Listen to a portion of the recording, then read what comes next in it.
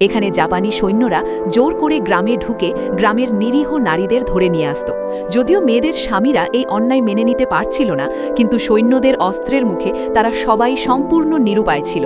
এরপর কোনো দয়া মায়া ছাড়াই সব নারী গ্রামবাসীকে ধরে নিয়ে যাওয়া হয় এবং জোরপূর্বক খাটুনি খাটানোর জন্য বন্দী করা হয়।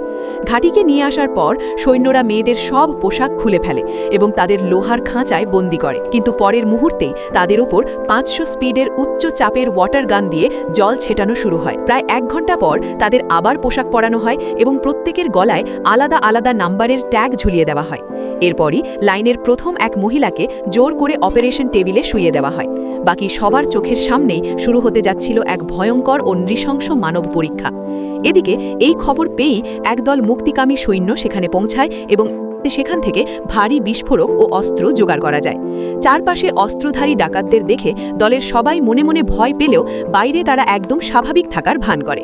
সেখানে গিয়ে তারা দেখে উপর থেকে একটি মেয়েকে ঝুলিয়ে রাখা হয়েছে। ডাকাত সর্দার তখন তাদের রীতিমতো পরীক্ষা নেওয়ার জন্য অদ্ভুত সব আপ্যায়নের প্রস্তাব দেয়, কিন্তু অফিসার ছদ্মবেশে থাকা দলের একজন সদস্য নিজের নার্ভ ধরে রেখে সর্দারের মুখোমুখি হয় এবং জানায় যে তারা জাপানি ফোর্সের পক্ষ থেকে এখানে বিস্ফোরক নিতে এসেছে। কথা শেষ হতেই সে সর্দারকে ভয় দেখানোর জন্য কড়া একটা ধমক দেয়, কিন্তু ঠিক তখনই ঘটে যায় এক চরম অঘটন। দলের এক সদস্যের ডাকাত ভাই হুট করেই সেখানে হাজির হয়ে তাদের আসল পরিচয় সবার সামনে ফাঁস করে দেয়। মুহূর্তের মধ্যে পুরো আস্তানার পরিবেশ থমথমে হয়ে যায় এবং সবাই একে অপরের দিকে বন্দুক তাক করে। তবে সৌভাগ্যবশত দলের লিডার আগে থেকেই নিজের শরীরে বোমা বেঁধে এসেছিল।